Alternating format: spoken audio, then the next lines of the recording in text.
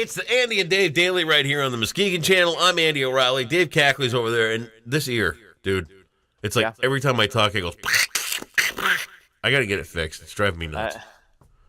Really. I'm sorry. I can't help you. It's an output thing. Yeah, I'm still getting echo. So well, a little bit. You know, we got a new computer recently because the other one was starting to show some lag. You know, when we record things, we go into slow motion, and I'm like, well, we can't have that. So now I just have to be annoyed with the echo of my own. It can't be that bad, is it? It's not great. Well, that's why I've got this thing on the side of my ear, so I look like I'm on the ones and twos at the local skank club. Right. On the ones and twos. The ones and two. You know, the club DJs. Oh. This guy's on the ones, and I don't know what that means. Yeah. So anyway, yeah. I got DJ Douchebag on the ones and twos. Did you ever, way back when, what? I went with my old boss, Mike Tinnis. Do you remember him at all? Yeah. Remember Mike? Yeah, he died a while back, didn't he? Yeah, he actually was riding a bike and got hit by a car. Yeah.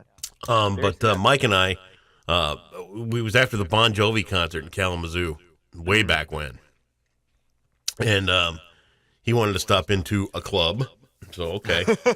There's no place that I really ever went to, even on my own. My bachelor party, the guys were like, oh, let's go to the club. And I'm like, can't we just go to like some biker bar somewhere and get loaded? Because that's what I like to do. You. Huh? Yeah, but it's your bachelor party. It's not about you. I get that. It's about the other guy. But anyway, we go walking into this club, and we got our KLQ jackets on way back when. And, you know, it was always one of those things when you walked into a nightclub or anything like that, the DJ went from, here's Savannah.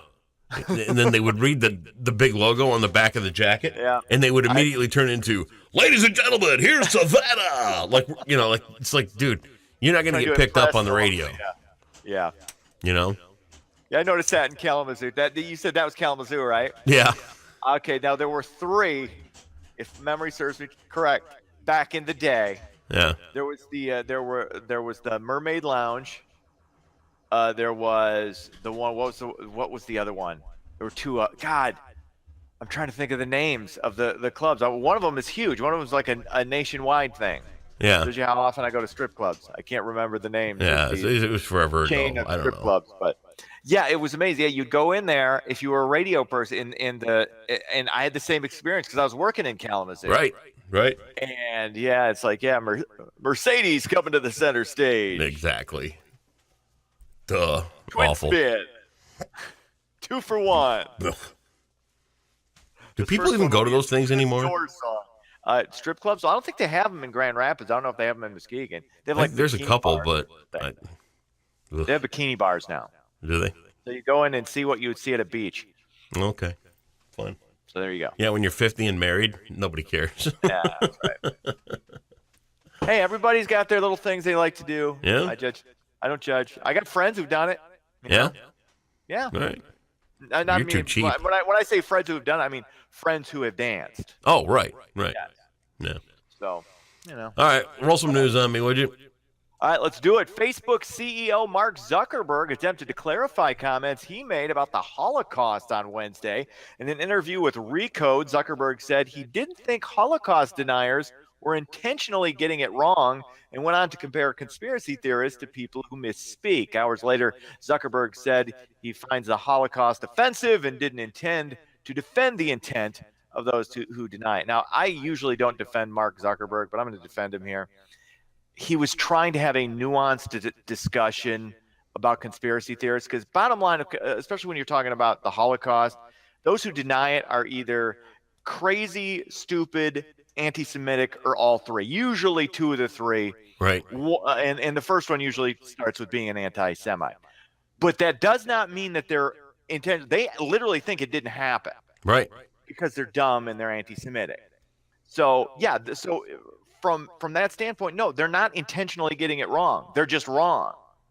So, I mean, people were outraged, though, about Zuckerberg just making this statement, saying, oh, he's opening the door to deny. No, he's not. He's telling you what they are. No, it went right over my head when you read it. So crazy and stupid. Yeah. I mean, it's one of those things you can't. I mean, and a lot of this really goes back to the fact that Facebook is allowing the conspiracy website InfoWars to put their stuff out there. It's one run by Alex Jones. He's one of these. I mean, he's super crazy. I mean, this guy denied that. What was the shooting in Connecticut where all the kids died? I can't remember. Was it Newtown? Yeah. The Newtown shooting. He denied that happened. Wow. He thought that was a hoax. Wow. So I mean, you get all people of all stars and stripes. I mean, you got the flat earthers. I mean, they are convinced that the earth is flat. Yeah. So these people, when you say these people aren't intentionally getting it wrong, I mean, they're not intentionally getting it wrong, and that's not. I mean, why people jump on him for saying that is beyond me. But he actually started that culture, the culture of people just being ready to be offended and jump down your throat for anything you say that they don't 100% agree with. That's what life's all about today, though. Outrage, yeah. Everybody's ready to be outraged, no matter what. Yeah. You know what? It's a sprint. Who's first? I'm outraged you took the last 4 minutes to tell that story because it hasn't sunk in. Hasn't sunk in what it is. I mean, it's the CEO of Facebook basically being accused of opening the door to anti-Semitism. Okay, all right. Well, ridiculous. Move on. That was a huge story. What? You didn't like that story? He's the Jewish CEO exactly! of Facebook. That's the other thing. He's the Jewish CEO of Facebook who's opening the door to anti-Semitism. That's how ridiculous we've gotten. Good. We've come to an accord. What's the next story? All right. A new medical study is linking ADHD in teens to digital media use. The disorder affects 5% of all children in the United States. Symptoms include inattention, restlessness, and impulsive behavior, basically describing all children that have ever existed in the history of human beings. Perfect. I don't deny that. I mean that a lot of this digital media use probably isn't good, but it also, I mean, kids, their ability to absorb all this information is head and shoulders beyond anything you and I could do as kids. But there is a plus and a minus to it. There's a big but here. Okay? Go ahead. And this was a fascinating documentary, and I can't think of the name of it. It slips me right now. But here's what they said in this documentary. Starting in about 1970, okay, this is the breaking point. As people age, wisdom is being replaced by information. Yes. So people are no longer intelligent as people. They've got information in their head. They're not building wisdom as a life experience. Right. And so we're going from people who have wisdom and life experience to people that have information, and that's even being sideswiped now by people who have data. Right. So it's a breakdown, and you can see where some of this stuff is starting to raise some eyebrows, and I think that's what they're getting at with this story. I think you hit the nail right on the head. I think it's people. You have people now who are very educated and learned, but not necessarily wise. They're smart, but they're not necessarily wise, and there is a difference. Big time. Wisdom doesn't mean smart. No. It doesn't, and people confuse that, and that was a really good point. Look at you. See? Look at you going a little deeper, digging a little deeper. This is what happens when you're not forced to get up at 3 a.m. because the man makes you go to work. You can stay up and watch some good stuff. See, this is you would think my white privilege would allow me to just get free stuff and never have to wake up but no, I'm still waiting for that blank check for my white privilege that I can just sign for any amount I want. It'd be awesome. I don't think you have any. Apparently, your lips to God's ears, my friend. Muskegon BIketime gets underway today. The 12th annual event will bring thousands of motorcycle enthusiasts to downtown Muskegon this weekend. Rebel Road, of course, kicked off last night with proceeds going to benefit abused children. This is a great event. Always a great time in what's usually a downtime of the summer. So good chance to get out to downtown Muskegon and check out all the testosterone that is just coursing through. Do you want to hear what went on last night? Go ahead. They had kids' night downtown where there were some activities for kids and, come on out and have some fun and all this other stuff. Well, part of it was a little petting zoo and a pony ride thing, where you put the things on the end of the stick and they ride around in a circle. Right. It's got to be a good life. Well, the pony ride and petting zoo had a flat tire on the way, which caused a backup for some of the other activities.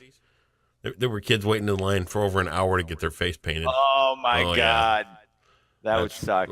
I mean, what do you do? Yeah, after about 20 minutes, it'd be like, here, Matt, I'll just draw on your face with here's $5 in an ink pen. The magic marker. Good Lord. Yeah. Sports, the second half of the baseball season gets underway tonight. And, I'm going to throw something out for you. Go for it. We got a $20 bet that I said Detroit will not, at any point in the season, break 500. Okay. I'm gonna give you a chance. Okay. I'll make it $30, and Detroit just has to come within 2 games of 500. 2 games of 500 the rest of the year. At some point, if they're just 2 games under, you win $30, or you lose $30 if they don't. Let's stick with the original bet. All right. I just, I want to stick. I would like to stick with the original thing. I was comfortable where we were. Okay. So you're still comfortable. Very good. $20. Okay, that's fine. All right. We'll talk to you here on Friday. Sweet. See ya. Bye.